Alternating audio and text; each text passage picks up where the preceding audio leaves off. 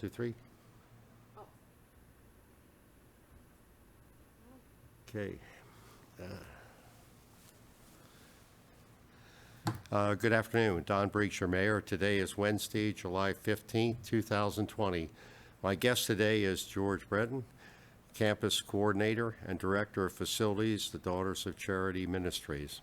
Thank you for coming in, George, and I look forward to asking you some questions, giving you an update on the status and how you've reacted to the this thing. Very good. Glad to be here. The COVID thing.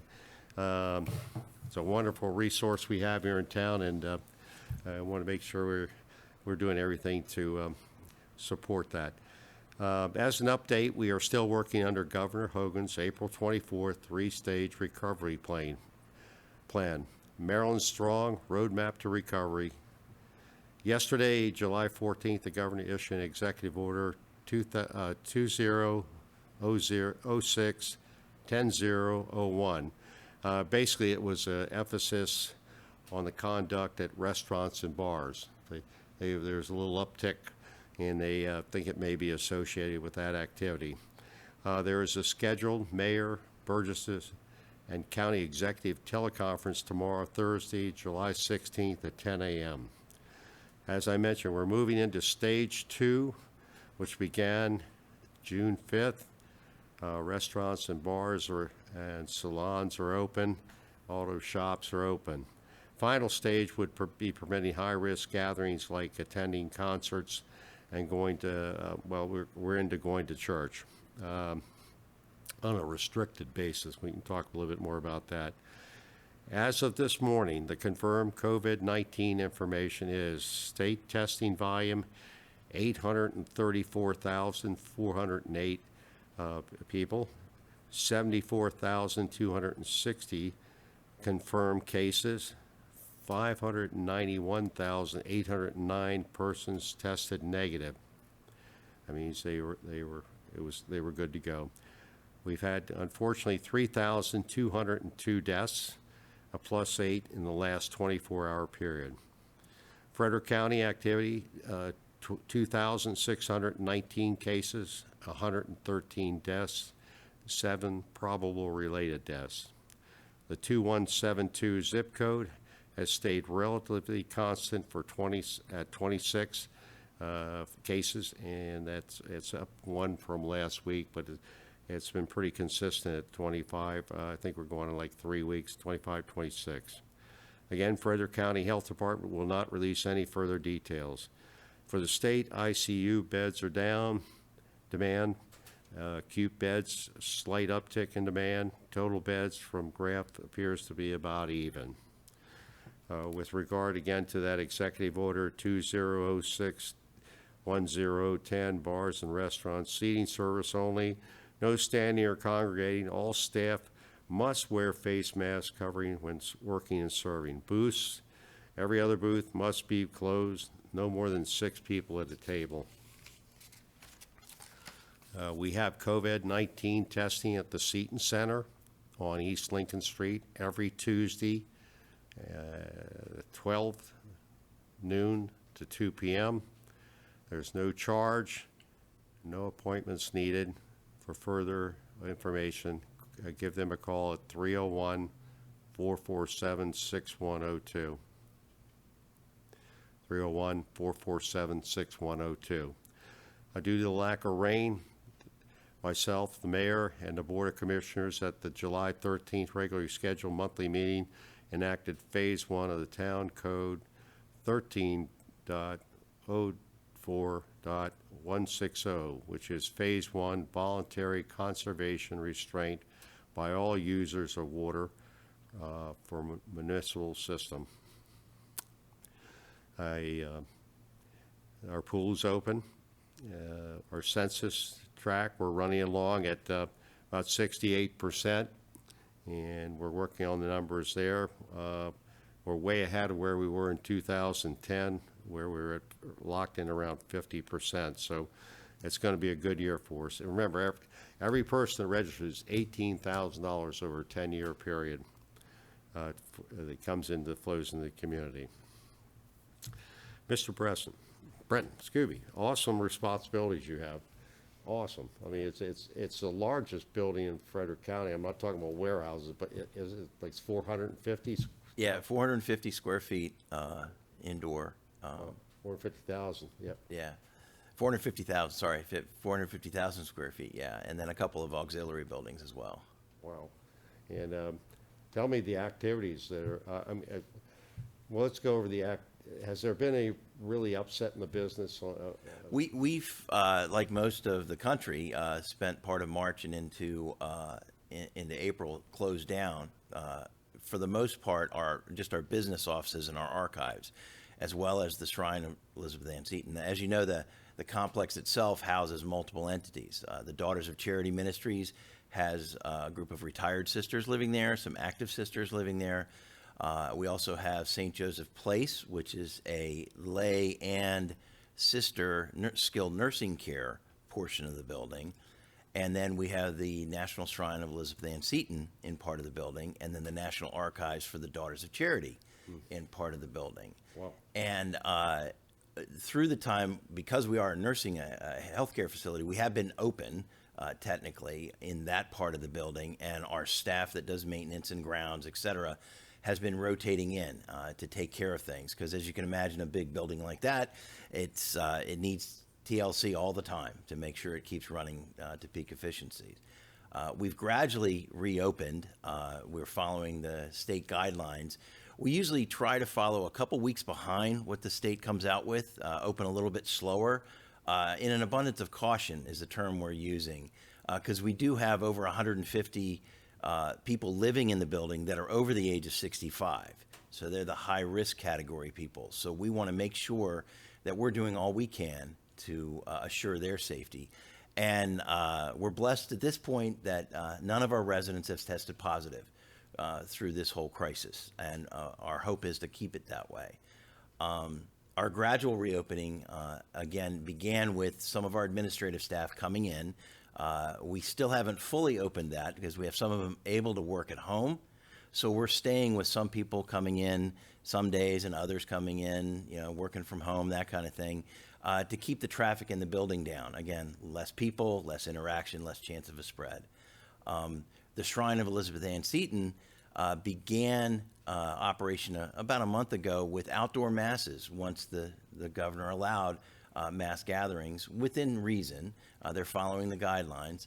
So they had a week or so of outdoor masses, and they now have regular daily mass in the basilica, again, following the state guidelines based on occupancy, accessibility. Masks are required, and everybody's complied with that very, very well. The Museum of the Shrine just opened the other week with some, again, population restrictions. We're keeping down the number of people that actually come in.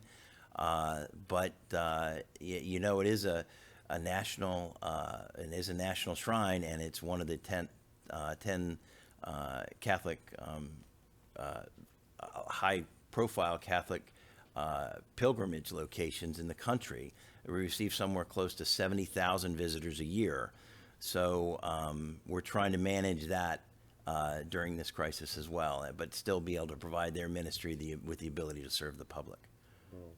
Yeah, how many people are employed over there? With all ministries combined, the number is somewhere a little bit north of 300, Wow. about 320. And it's a terrific group of folks. I got to say, we have nurses, we have GNAs, we have dietary staff, maintenance, housekeeping, clerical, administrative staff, caregivers, and they're all wonderful folks, and they're all giving their all. Through this, they're all essential personnel for the most part. And in that form, we know how important that is to make sure we take care of our seniors and those at risk. And they've been doing a terrific job. They really have. We're really blessed that way. Is the attendance at services on the weekend, is that? We did have, it's been, the outdoor services were really well received. And if you can imagine, after not having a mass available to the public for a period of time, they did receive, the first weekend was very well attended. and the numbers have been pretty steady at this point coming in. Normally during the week, we don't come near the capacity. It is quite a large building, the basilica portion of it. It can actually seat over 800. But due to restrictions from the state and also from the Archdiocese, we're limited to about 250. And for a daily mass, it's not quite that. It's about half that number, and the weekends can go up to that number. For a while, we had 2 masses on Sundays just to accommodate that and still meet the guidelines for safety. Well, what time are your daily service? Daily services are at 1:30, and then you'll have to forgive me because we've changed the schedule for Sunday, so I can't speak to that. I believe it's 2 in the afternoon is when it has been. Okay.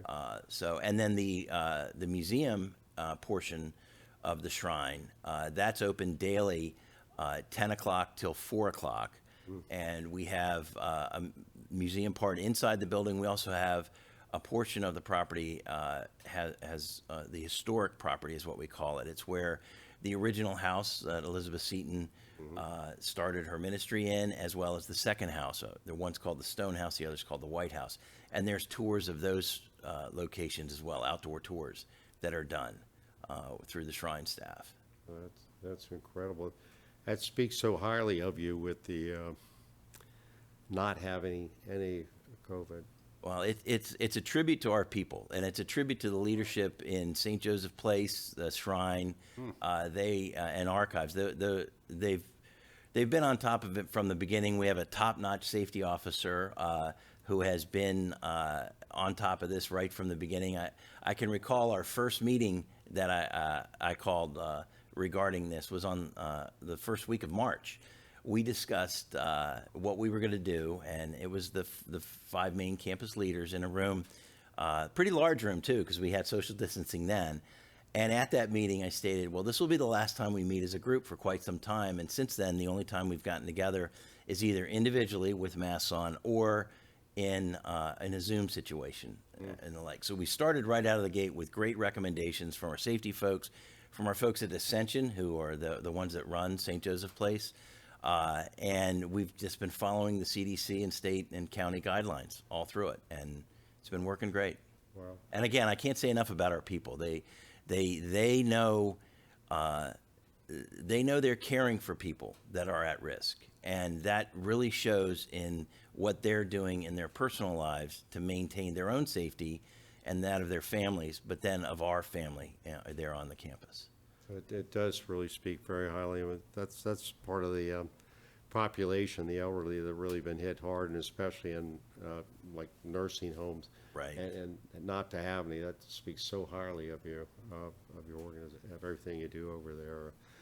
People are allowed to walk around your grounds, aren't they? Yes. And Yeah. it's kind of encouraged because it helps your safety out a little bit. Right. We haven't done, there's no signage on the building through this whole thing that prohibited anybody from coming on to do walking around the cemetery or the historic land properties, and the same is the case now. We have several people that come out regularly to walk for exercise. Oh, sure. A lot of the community members will come up, and then some come up and walk their dogs and stuff around. The only thing we ask is that you please be kind and clean up afterwards. But it's a part of the community. Quite a number of the local folks will come by on a regular basis. Well, we've spent a lot of our efforts in the last years trying to connect the community. We made about 10 or 11 connections. It's very hard in a town this old to connect it and tie in. And one of the things we have is Wayside Exhibits, which we started 2 years ago, and we're working with Tony. Tony D'Elio at the shrine. Yep, and Rob. We're going to have at least 2. We're adding coming up the road here. One for the shrine, and where you pin placement's up to you, and then one we're probably going to have one on the old railroad that used to come. Oh, right in front, right off of South Seton. Then on the East Main, we're going to add one for the Kentucky Long Rifle gentleman who built right there. But how your background? I mean, this is a monster over here. I mean, and I just think replacing air conditioning. You got this system over here, and you got we're this is a county building, we're taking the air conditioning out, and then, it's what they have to do. Everybody's got to clear out this area. Ducks work and. Well, again, it might sound repetitive, but I am blessed with a good group of folks. I mean, I've been directing facilities in one way or another for most of my career. I was in a lighting business for a period of time, and then after that, I got into the maintenance work with a facilities maintenance company in Southern PA. Okay. And then was the director of the physical plant for McDaniel College in Westminster. Okay. And then I found out about this job, and I've been here almost 8 years now. Wow. And the group of guys that, and I say guys because the bulk of our maintenance staff are men. We have several wonderful women that work for us as well, but they take great pride in what they do, and they do things right. And my job is truly to coordinate and facilitate what goes on.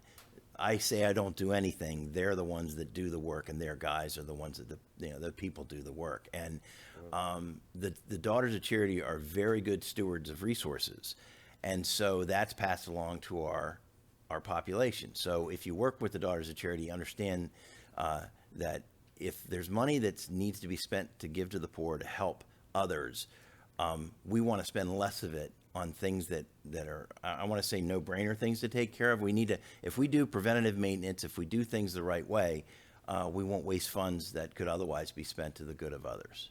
What a wonderful mission of education and tending to the poor. And we had Sister Martha on here with the Seton Center, Yeah. and that's a wonderful Right. what she's doing there, especially COVID. I'm going to jump over to a couple things. I'm going to come back to you. Thank you. Sure, I'll be very right good. back to you.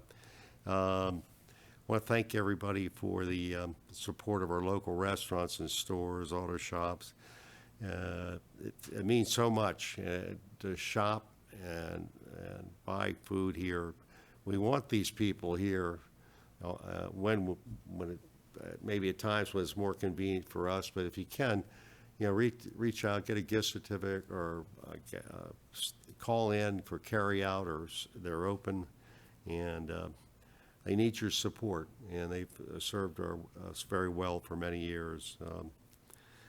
Our pool is open. The capacity is set at 111 people by it's a special health department conditioned capacity, and bear with us. Masks are required for entry to the pool area, in changing areas, and when talking to lifeguards. And the Lions Club, the wonderful Lions Club, will again be running the snack bar.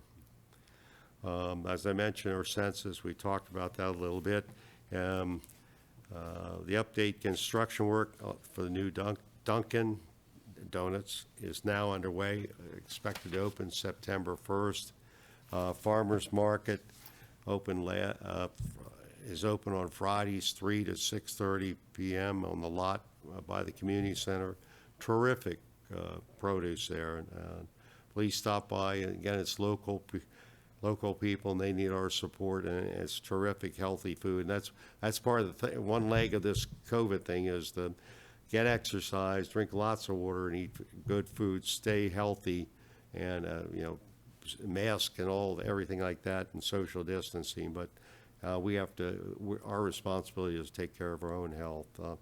Yard waste, Saturdays, this Saturday, July 18th, and then on August 1st, that's the first weekend, Saturday of August, and August 15th. Only paper and recyclable bags will be accepted. No plastic bags will be accepted. The site is located on Creamer Road, east of US 15, our wastewater treatment plant. We have grant funds available for small businesses. Please contact us. You've been through an awful lot, and we allocate some money for you to help you out, and we all absolutely appreciate everything you do for us. Our next town meeting is scheduled for Monday, August 3rd at 7:30 p.m. It will be a virtual meeting, but you will be able to call in. Our office shut to the public because this is a county building, and it's shut to the public. And we will start to phase in. We missed the direct contact with the public, but everything's at risk. We're rotating our staffs to protect them.